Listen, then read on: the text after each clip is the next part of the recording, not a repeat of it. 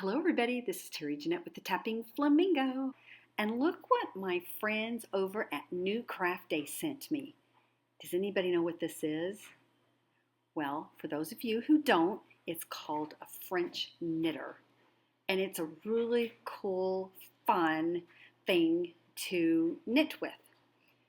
And it's got instructions on the back. And we're going to open it up here and show you what it looks like. So it's just this little plastic contraption that's got 4 pegs on it that look like nails. It's got a hole in the middle that goes all the way through. So you have a hole down at the bottom.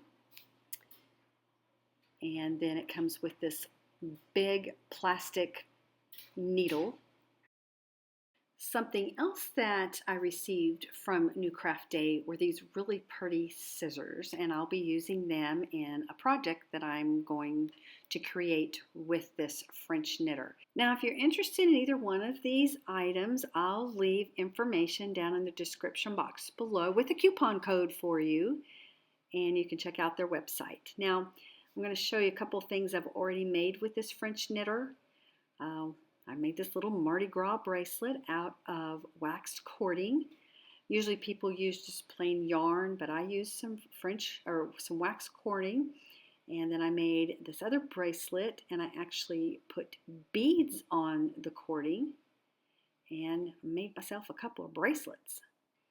See the beads inside there?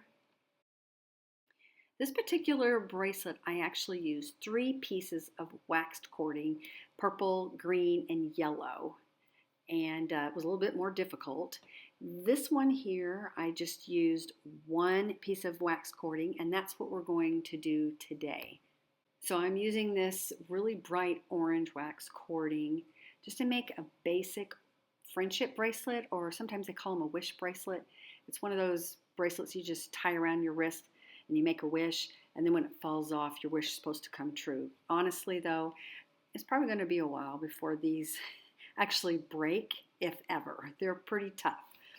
So anyway, I'm going to take my waxed cording and my French knitter, and I'm going to put a string down the center until it comes out the bottom, and I'm going to have about 1.5 inches, maybe 2 inches, about 1.5 inches sticking out there.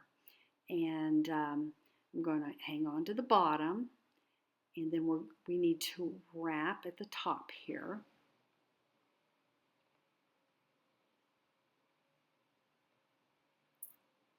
So we've got these 4 pegs. Just going to wrap around and around the next one, then around the next one, and around the next one. Okay, once you have them all 4 wrapped like that, then you're just going to go around like this. Now the first one is going to be a little fidgety, but once you get the first stitch done, it goes pretty easy from there. You're just going to pull the bottom loop over the top like so, and then you pull at the bottom to tighten it up. Okay, and here's where it gets much simpler. So you lay the piece of cording over the stick there, then you pull the bottom cording over the top, like so, and pull at the bottom. And you just keep going around and around and doing this until you get your desired length. This is actually something nice to do, maybe sitting in front of the TV, or maybe chatting with friends, or maybe sitting in line waiting to pick kids up from school. It is quite easy, and you don't really have to think much about what you're doing. So I'm going to continue to go around and around until I get my desired length, and I'll be back to show you what's next. So I think I'm about finished. See how it's peeking out the bottom there? And this is about the size I want it. It fits across my wrist, just like I said, how I want it. So I'm going to show you how to cast off and finish. And however long you want it, you'll have to decide depending on how big your wrist is or whoever's wrist you're making this for. As you notice here, like I said, we have 4 pegs and we got the loops on each peg. So it doesn't matter where you start. We're going to take this loop and we're going to take it off of that peg, and then we're going to put it on the peg next to it, kind of tighten it a little bit. And then we're going to take the bottom string and loop it over like so. And again, pull. Okay, so we got one off. And we're going to repeat that. Take that loop off, put it on the peg next to it. Take the cording at the bottom, loop it over, pull it. So we have 2 of them off. And now we're going to repeat that. Take the loop off, put it on the peg next door, and take the bottom string, loop it over, and now we got them all off but one. Make sure everything's tightened up. You're just going to pull that off and make sure you're really careful to keep that loop open. And I'm going to measure here and cut off so they're even.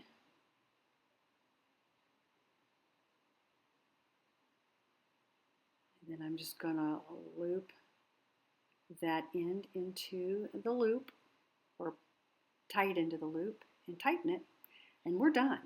But for a little added protection, it's not going to come undone, but I like to do overhand knots on each one of these. For one thing, it makes it look more finished. So we'll just do an overhand knot on this side.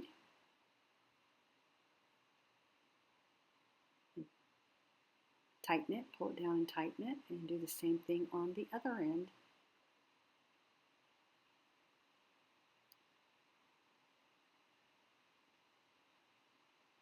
And we are finished. Very simple. And this would be a fun project for some of your older kids to do.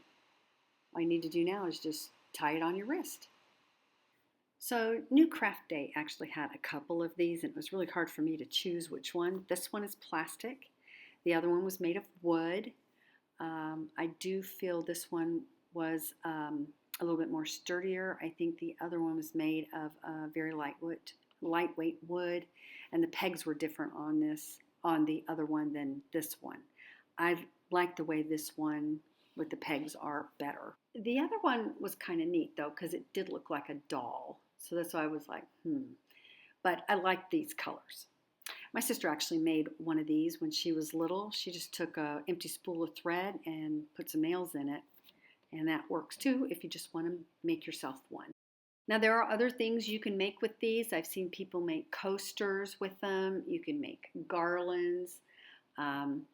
If you want to put beads on there, you need to make sure you put the beads on first, and then you can weave the beads in. And maybe I'll do a video on that at a later date.